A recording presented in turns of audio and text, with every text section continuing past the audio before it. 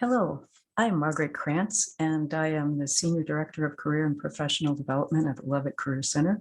And I'm going to be talking with you today about how to make the most of a career fair.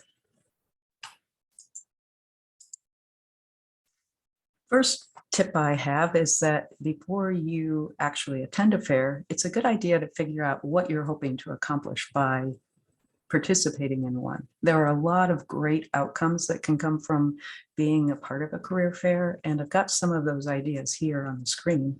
You can learn about employers and find out what kinds of options are available. So if you're not clear on what your goals are and you want to spend a little time exploring what kinds of things are available, this is a great way for you to see a wide array of different options.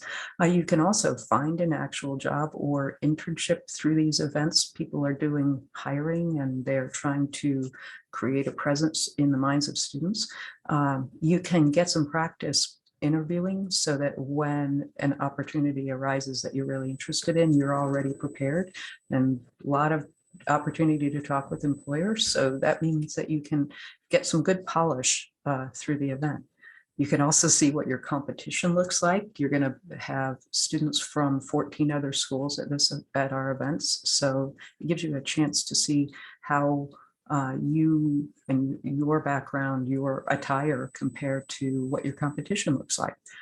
And I find that it's a great way to light a fire under you to get your job search going. And you're probably a busy person. You have a lot of other distractions, but this is a great way to concentrate some effort that will potentially pay off with dividends in the future. Are there other things that you're looking forward to that you would like to accomplish at this event? So another thing that I suggest that you do before the fair itself is to look at the list of employers who have registered to attend. And this continues to grow until sometimes the day before the event. So you should keep an eye on that list of employers and continually see if there are any new ones that you're interested in.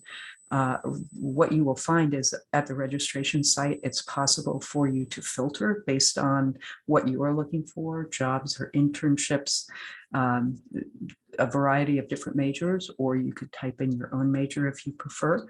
You can look for full-time jobs or part-time, whatever meets your criteria. And then it allows you to actually get descriptions of the employers who are going to be there, so you can see who is doing work that seems like it would engage you. And you can star those employers so that you can get a list of the ones that you're most interested in. Once you've figured out the ones you're most interested in, one of the ways to make yourself stand out from the other students who are going to be attending these fairs is to do some research on them so that when you talk to the employer, you sound interested in them. You sound like you took this seriously and that you are a prepared person. That really carries a lot of weight with employers and makes you stand out. So there are several different ways that you can do your research depending on how much time you have and how interested you are. First of all, you really need to be pretty familiar with their organizational website. What's their mission? Who are their customers or clients? What is their purpose? Where are they located? How successful have they been? Anything that you can learn from their website is sort of considered an absolute requirement for really conveying interest in an organization. If they're publicly traded on the stock exchange, then it's a good idea to do some research to find out how their stocks have been performing. And so Reuters.com is a site that's set up to help people do research if they're thinking of investing. And that's a great place for potential employees to do this research as well. So I recommend that you spend a little bit of time looking at Reuters, see how their stocks have been performing. You can get the last year's worth of performance in a chart that helps you to, and then you can click on the different aspects of the movement on the chart to see what events have been associated with their stock decline or improvement. If you are applying to work for a place that is a not-for-profit, then you can't go to Reuters because it's not publicly traded, but you can look at or websites that have been set up to help philanthropists decide if they want to donate to not-for-profit. A couple of the ones that I like to use are charitynavigator.org and GuideStar. And those are sites that show potential donors how a particular not-for-profit is performing in terms of what percentage of their the donations that are made to them are given to their actual mission as opposed to overhead, and how they've been rated in terms of their financial stability. Beyond those sites, I think that you can learn a lot through social media or professional media to see how they are projecting their presence in the world. So LinkedIn is one of my favorite places to do research for employers. LinkedIn allows you to follow a particular employer and find connections that you have there. Look for Hanover plus the employer's name, and you can see where our alumni are working there. You can find out what kinds of jobs people have in that company. And then if you click on those profiles, an employee's profile, you can see what they were doing before they were hired by them. That gives you an idea of what kinds of qualifications the employer was looking for when they hired them, which in turn tells you how qualified you are. So LinkedIn is a goldmine for people doing research for employers. If you look at Twitter or Facebook, you can see what current events are happening with an employer, and that gives you an idea of whether this is a place that has an environment that you're interested in, that's got a lot of movement or excitement, or whether they're disgruntled employees, et cetera. So I consider those to be pretty helpful in getting sort of a sense of what the climate is like at an employer. Glassdoor is a site that I think of as sort of the gossip of the research world, where you can get interview questions that people have been asked. You can find out what the environment is like from the perspective of people who may write in to complain about it, or a lot of times I find that it has more of the negative side of things. But if you kind of want to do the research to see if there are any problems with an organization, Glassdoor could be helpful to you for that. Owler is like a crowdsourced Wikipedia version of Reuters. It is information about businesses or publicly traded organizations, and it comes with a fee. They'll allow you a few searches before you run into a paywall, but I think that that can be helpful if you've got a limited number of organizations that you want to explore.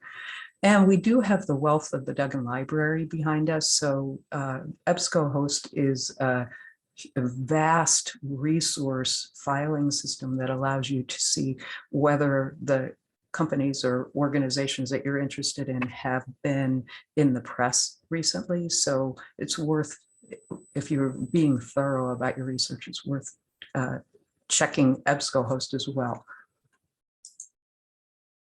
Once you've done your research, then you have an idea of who they are and what you bring that they might be interested in. So it's a good idea for you to spend a little time coming up with a few words about yourself that you can use as you're approaching a new table.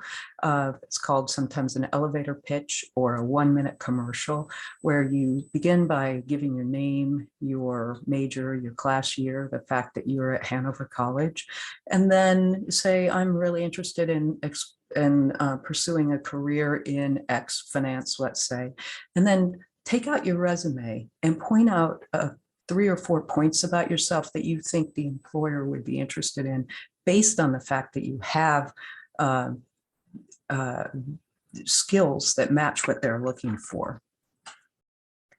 In addition to having your elevator pitch, you want to have your resume lined up to match your elevator pitch. So I recommend that you take a look at your resume, see if it is up to the quality that you're looking for, and I would suggest that you let professional eyes look at it as well, give you a critique. You're going to want to bring 10 to 20 different resumes with you to your appointment. So enough for every recruiter who you've identified that you're interested in, plus say another 10, so that you can be flexible and ready to take advantage of opportunities as they arise that you hadn't anticipated. I will have a slide at the end of my presentation that explains how you can access professional staff or career peer mentors to help you get your resume up and going before the fair. You should give some thought to what your wardrobe will be for the fair. We co-sponsor our career fairs with other liberal arts colleges in Indiana and in Kentucky. And a lot of the career center directors will be telling their students to dress in business professional. If that's possible, you will be more impressive if you're able to do that, but it depends really on the field that you want to go into, whether it's necessary or whether the recruiter will require it. So in the case of job paths that are more formal or conservative, you probably want to dress in a more formal way. So for example, if you wanted to get a career in finance or an internship in finance, then those are more conservative industries where you're going to be trying to impress a potential client with your seriousness and professionalism. And so dressing in a professional way will help to convey that to them. And so you might want to dress in a more conservative way at the career fair. But if you are looking for an internship or you're looking for a job in a not-for-profit, then typically the employers are not necessarily expecting you to dress in a business suit, and they may not love you more if you do. So it's a good idea for you to plan according to what works best for you. You'll see throughout these slides images of past career fairs. So pay attention to how people are dressed, and that can help you to know what might work best for your wardrobe, your income, and your goals. At the fair, you're going to be acquiring a lot of stuff, brochures, literature, handouts that they're giving you. And so it's a good idea for you to have a portfolio or padfolio for you to keep your resumes organized in. If you have two different goals with two different resumes, I often tell people, put your resumes in alphabetical order in your portfolio. So let's say you're applying for finance and sales jobs, you would put finance on top, you open up the portfolio and grab a resume off the top. Or if you're looking for sales, you turn the portfolio over, open it up from the back and hand them a resume for sales. And that's a way for you to keep it organized. If you don't have a portfolio, I would suggest that you borrow one from the Levitt Career Center and keep your backpack locked in your car so that you don't have a lot of stuff, additional stuff that you're carrying with you. When you get to the fair, you will have taken notes if you're following my advice. And so I recommend that you take a little bit of time, review your notes, and figure out the order that you want to talk to people in. And there will be people registering you at the door, and you'll be able to get a sense of how the layout of the event is from those people who are registering you. But I don't suggest that you start with the ones that you're most interested in. I have noticed over time that people really learn from the process of doing these interviews, doing these conversations at tables. And so start with some that you're less interested in so that you can get accustomed to how your elevator pitch sounds as you say it. You can get familiar with the kinds of questions that employers might ask, and that helps you to adjust what you're saying in the future. So that could be very helpful to you. So it's usually a good idea to have 2 or 3 organizations that you speak to that you're not most interested in, but still somewhat interested in, so that you can get familiar with what the whole process feels like and become comfortable before the stakes are a little higher for you. As you approach a table, you give your elevator pitch, introduce yourself, and then I think it's a really good idea to actually point to items on your resume that you think they'll be interested in. The physical act of touching your resume will encourage them to actually pay attention to it, enter into it, and remember things about you afterwards. On this page, I have this screen. I have a couple of resumes stacks that are behind an employer's table sign. And this, I took this picture from behind their sign because it showed something that I think is really interesting that I want you to notice. It's hard to tell because I took this from a distance, but on the screen, there are actually two stacks of resumes here. You might be able to tell if you follow along the crease of this tablecloth, you'll see that there are two projections of resumes. And this is because when employers are finished talking to you, they make notes in the corner of the resume about what they want to remember about you.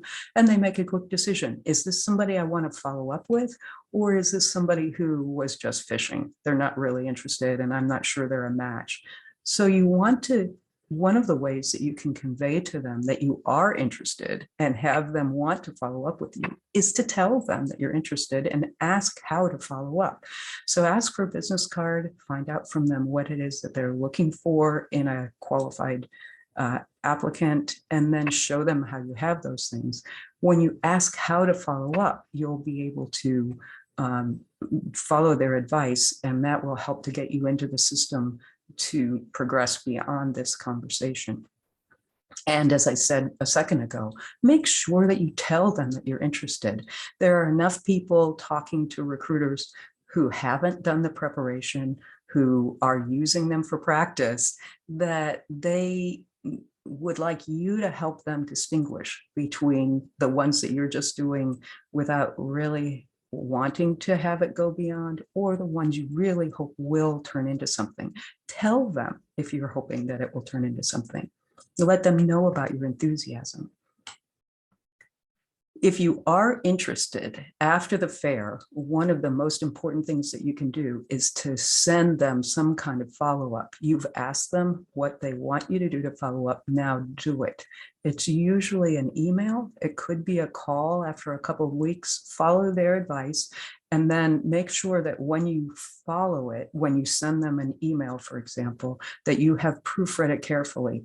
Even if they were interested in you, if you have a typo, if you use poor punctuation, this is not a text. This is a formal email message to a formal business person or not-for-profit, and they will decide things about you based on the quality of that follow-up.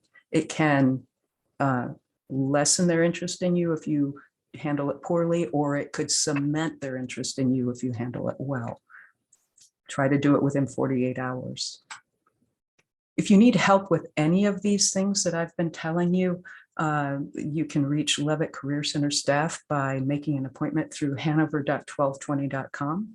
And you can also see career peer mentors about your resume, in addition to seeing the Career Center staff, by emailing ccpeermentors@hanover.edu, and you'll get an auto reply that will have a link to make an appointment with them through bookings. So the Levitt Career Center staff is in the office from 8 to 5 Monday through Friday. The Career Peer Mentors are in their offices Sunday evening through Thursday evening from 7 to 11, meaning that you have 12 hours a day of access to staff assistance. Beyond that, if you are somebody who likes to approach these kinds of tasks at 2 in the morning after you've studied for an exam, first of all, I'm sorry that you're having to have a life like that, but we have some videos that you could use to assist you as well. So if you go to careercenter.hanover.edu, our homepage, the second bullet has career-related videos, and we have a number of different videos that might interest you, but the resume video, elevator pitch video, and researching employers could be very helpful to you here. We also have publications that walk you through how to do these tasks, a resume guide, interviewing guide, and job search guide. And you can find these through our website as well. So in summary, here are the key ways that I hope that you will, key things that I hope you'll take away from my presentation. First of all, identify your goal for what you're hoping to accomplish at the fair and find employers who match what your interests are. Research your favorite employers so that you can distinguish yourself and so that you can figure out how you are best suited to work for them. Update your resume so that it matches what you want to say to the employers, so that it's accurate, but as tailored as possible to your goal. Prepare a quick elevator pitch so that you know how to break the ice when you approach a table. Plan your attire and make sure that it is clean, pressed, and in good condition. And make sure that your resume is up to date and that you have printed enough for the purposes of the fair. At the fair, ask employers how to follow up, and then follow up promptly. So that's my best advice to help you get as much value out of a career fair as possible. I find them to be very helpful ways for you to jumpstart your career process, and I'm really excited that you're interested in attending one. Best wishes.